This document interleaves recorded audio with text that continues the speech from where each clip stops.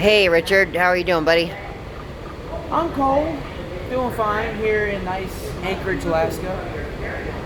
Even though it feels like Anchorage, Alaska, we're in Providence with that going I was gonna say, I'm not quite sure we're in Anchorage, Alaska, but you know we're cold nonetheless here in Providence. Listen, this is Rhode Island. We're from Virginia. Rhode Island. We're not used to this. Yeah, no. Their 30 degrees here is like 60 degrees, you know, to that. Our 60 degrees. Yeah. So you're feeling pretty good.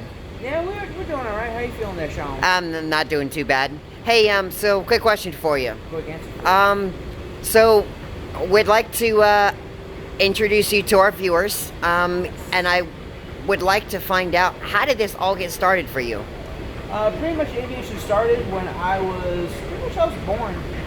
My family are big aviators. My father loved military aircraft. My grandfather built tarmacs during World War II out in the Jones. So it pretty much. Do not interrupt me.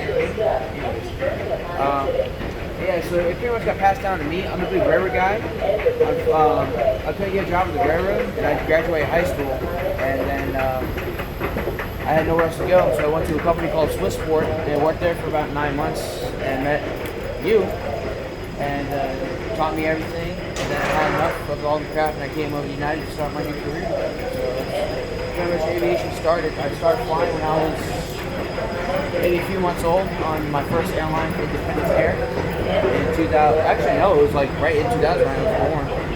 About 5 months. The story is after 5 months of me being born, I took my first flight to West Palm Beach to be introduced to my grandmother, and then I flew all over the place so my family could meet me because that's what we do. So that airline is gone, unfortunately, but the remnants still live. Independence Air? Independence Air fly. Gotcha. Yes.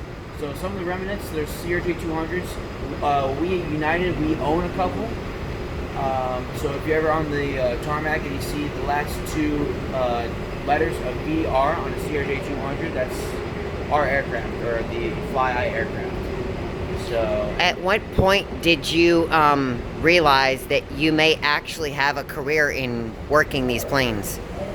well, basically, I had when I got the job, and I thought it was just going to be an easy job. It got harder and harder, and more challenges came. And I love nothing more but a good challenge. And I fell in love with the job, fell in love with aviation all over again. And I plan to stay where I'm at for the next I don't know how many years, probably a few decades before I go retire. That's pretty much how my story is. Now, Richard, you're 18? 19. 19, almost 20. 20 next week. So you got quite a bit of career ahead of you. So we never know, and we don't know what's ahead of you, but we definitely do know one thing, that you've started your career someplace, and we'll see where it takes off for you. Oh yeah, my advice is, do what you love. Have plans, have other options. Like my father once said, there's 26 letters in the alphabet, A through Z, or Alpha through Zulu if you're a buff like me. So all you gotta do is just pick and choose, come up with plans.